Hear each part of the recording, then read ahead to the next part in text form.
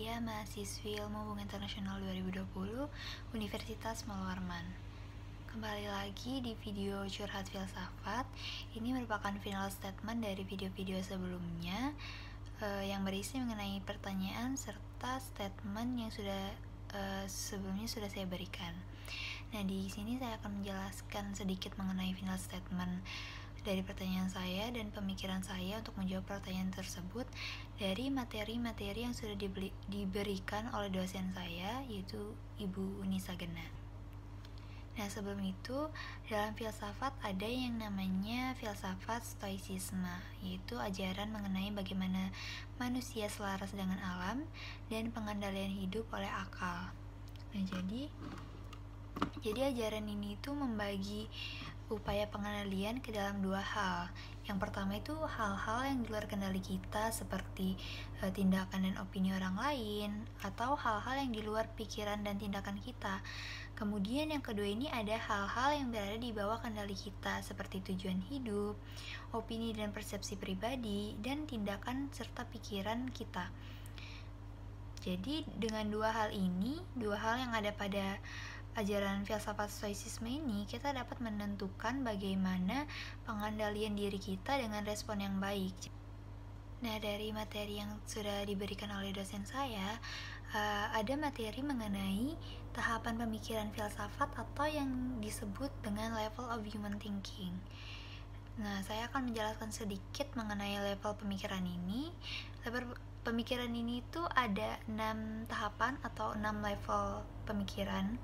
Jadi dalam kehidupan manusia itu ada tahapan di mana pemikiran manusia itu berada. Apakah manusia itu berpikir secara teologi, filosofi, scientific, logik, common, atau mitologi. Nah, dari 6 level pemikiran ini, di level paling bawah atau tingkatan paling bawah itu ada yang namanya mitologi thinking.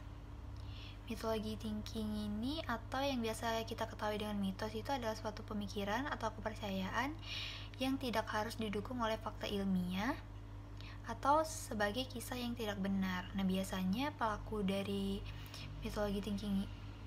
yang diceritakan oleh mitologi thinking ini tuh biasanya itu dewa, makhluk supranatural, bisa juga manusia. Kemudian di atas mitologi thinking ini tuh ada common thinking yang biasa digunakan oleh kaum awam yang berdasarkan pengalaman dan kesimpulan sederhana. Kemudian di atas common thinking lagi itu ada logic thinking.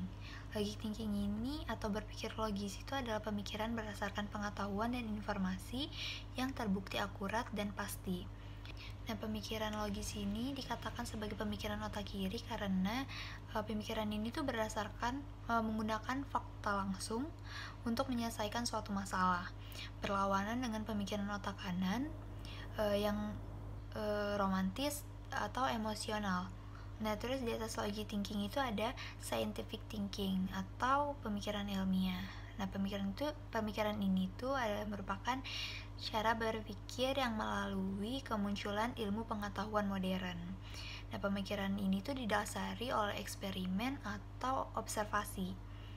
Pemikiran ilmiah ini tuh merupakan jenis pemikiran yang tidak ada hubungannya dengan metode atau pengetahuan agama. Nah, jadi pemikiran ini tuh menggunakan pemikiran kritis dan rasional dari para filsuf. Nah, kemudian di tingkatan kedua itu ada philosophy thinking atau cara berpikir filsafat. Nah, cara berpikir ini tuh tentang pelajaran tertentu seperti etika, pemikiran, keberadaan, waktu, makna, dan nilai. Nah, dari cara berpikir filsafat ini itu melibatkan respon, refleksi, alasan, dan evaluasi yang tujuannya untuk memperdalam pemahaman.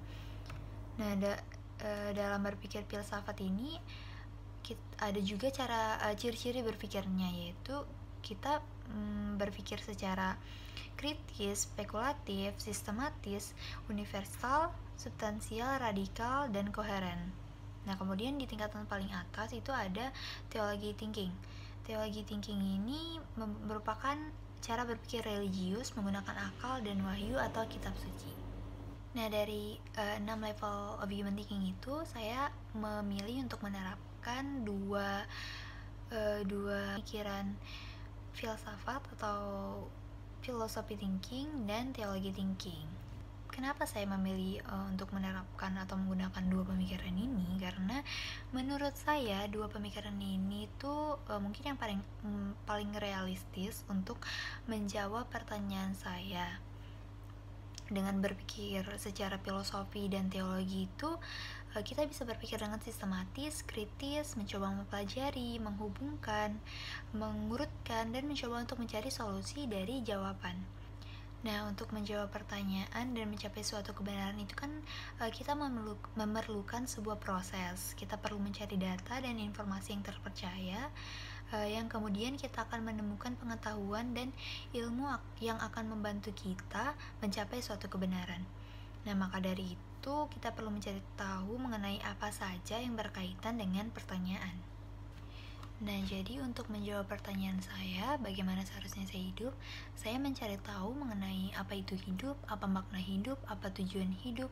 Nah, jadi di sini tuh makna hidup itu kan adalah persoalan filsafat dan spiritual yang berkaitan dengan keutamaan kehidupan atau keberadaan secara umum. Nah, makna hidup itu kan sudah lama jadi spekulasi secara filosofis, ilmiah, dan teologis. Nah, kemudian setiap orang pasti pernah mempertanyakan apa tujuan hidup mereka. Tujuan hidup itu merupakan apa yang sudah seseorang rencanakan untuk kehidupannya, mungkin untuk hari ini, besok, maupun beberapa tahun ke depan. Nah, jika kita berpikir secara lebih kritis lagi, berpikir sistematis, berpikir secara keseluruhan dan mencoba untuk menghubungkan semuanya, kita dapat mencari solusi yang tepat. Dengan kita menggali lebih dalam lagi, maka kita akan mengetahui jawaban dari pertanyaan-pertanyaan yang ada di otak kita. Dengan mencoba berpikir secara filosofi dan teologi, saya dapat menemukan solusi dan jawaban dari pertanyaan saya. Filsafat ini bukan tidak memiliki jawaban, hanya saja jawabannya yang cukup sulit untuk ditemukan. Nah, dengan demikian, dengan pemikiran tadi, saya bisa menemukan intinya itu. Dengan demikian, saya akan menjalani hidup dengan mengendalikan diri saya sendiri tanpa mengikuti perspektif di masyarakat yang memiliki standar yang tinggi, yang menilai kehidupan yang dianggap berhasil itu kehidupan yang kaya raya. Saya akan menjalani kehidupan saya dengan pilihan saya sendiri dan juga tetap fokus menjalani apa yang ada saat ini. Jadi jika kita ingin mencapai tujuan yang ada dalam hidup kita itu harus mengendalikan diri kita sendiri. Karena diri sendiri yang memegang kendali penuh, bukan orang lain. Jadi diri sendiri yang akan mengendalikan hidup kita. Jadi kita jangan terlalu terpaku untuk memaksakan memenuhi ekspektasi orang-orang terhadap diri kita. Mungkin itu saja yang bisa saya sampaikan, karena saya juga masih pelajar. Saya masih harus banyak belajar, saya harus masih memperbaiki pemikiran saya. Jika ada kesalahan, mohon maaf. Wassalamualaikum warahmatullahi wabarakatuh.